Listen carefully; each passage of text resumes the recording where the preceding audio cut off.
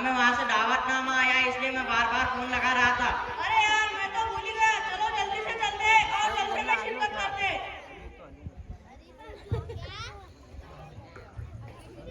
अरे यार हम लोग कहाँ गए समझ में नहीं आ रहा, लगता है हम रास्ता भटक गए। अरे भाई साहब हमारी रेड बाइक सरपंच है, हम लोग रास्ता भूल गए। कहिए कहाँ जाना है, आप जहाँ कहेंगे मैं वहाँ पहुँचा सकता हूँ। वैसे भी खिदमत खल्क तो हमारे लिए भाई से सवाब है। अरे भाई हम सब लोगों को कटिंग की दुकान पे जाना है, हमें वहाँ पहुँचा दो। क्यों भाई, ऐसा कौन सा काम निकल गया कटिंग की दुकान पर? अरे भाई थोड़ा सा चेहरा बनाना था, बहुत बड़ी दाढ़ी हो गई है, इतनी बड़ी दाढ़ी हो गई कि मेरा चेहरा बहुत बदतर आ रहा है, काम से फुर्सत ही नहीं मिलती।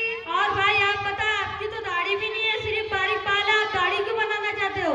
अरे वो क्या है ना, ये बारीक बाल से मुझे उलझन होती है, ये बारीक बाल बहुत चुभते भी है ना, इसलिए मैं साफ करा लेता हूँ।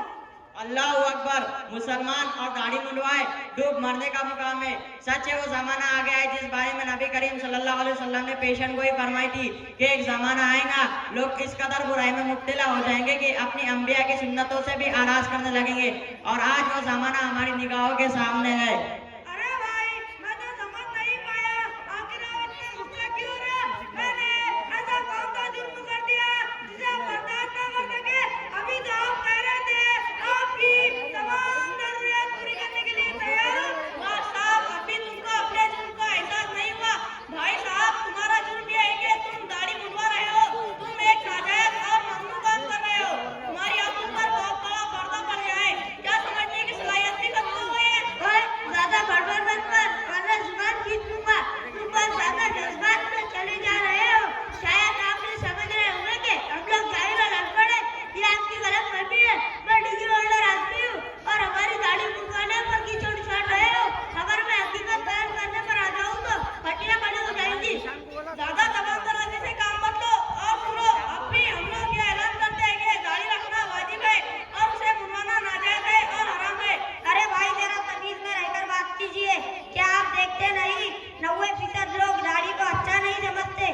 वो इसलिए कि दाढ़ी के वजह से अच्छा खासा नौजवान भी 70 साल का बूढ़ा मालूम होता है, चेहरे की रौनक खत्म हो जाती है, बाजारों और मार्केटों में लोग चाचा और बड़े पापा कर पुकारते हैं। इसका नतीजा ये होता है कि इंसान कुछ शर्मिंदा हो जाता है।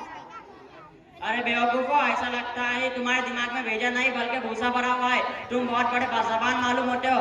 ऐसा लगता है कि मगरिबियत और यूरोपियन कल्चर ने तुम्हें अपने जाल में फांस रखा है, तभी जबान इतनी चल रही है। तुम्हें किसने बता दिया कि जिस चीज को लोग नापसंद करे वो चीज शरीयत में भी नापसंदीदा हो जाएंगी? क्या अगर लोग नमाज पढ़ना छोड़ दे, रोजा रखना बंद कर दे, ज़कात ना दे, सदका व खैरात ना करे, यतीमों और बेवाओं की इमदाद जो इस्लाम का खास पैगाम है तर्क कर दे, तो ये चीजें शरीयत में भी नापसंदीदा हो जाएंगी? नहीं, हरगिज नहीं। इसी तरीके से हुस्न का मयार और अपनी तबी ख्वाहिश को ठुकराना इंतहाई आलमी दर्जे की हिमाकत और नादानी है। इसलिए एक मुसलमान के लिए सबसे बेहतरीन तर्ज वो है जो आप सल्लल्लाहु अलैहि वसल्लम ने इख्तियार किया। आप सल्लल्लाहु अलैहि वसल्लम के इखलाक और किरदार, आप सल्लल्लाहु अलैहि वसल्लम का रहन सहन तुम्हारे लिए एक रोशन चिराग है। हमें अपने चेहरे पे दाढ़ी ख्वाहिश नफ्स की इत्तिबा में नहीं रखते, बल्कि नबी करीम सल्लल्लाहु अलैहि वसल्लम की सुन्नत होने की बिना पर रखते हैं।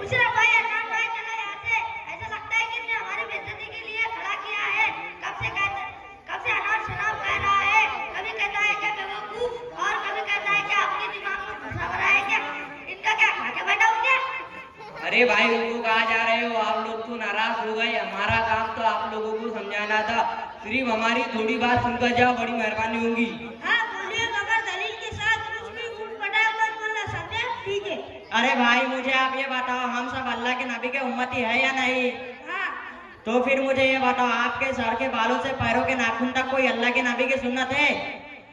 अरे भाई हम आपको यही समझा रहे हैं कि दाढ़ी अल्लाह के नबी की सुन्नत है, इसे रखना वाजिब है और इसे काटना नाजायज और हराम है। दुआ है कि अल्लाह ताला हमें हमारे नबी की इत्तिबा करने वाला और सुन्नतों पर चलने वाला बनाए। आमीन। अस्सलाम वालेकुम।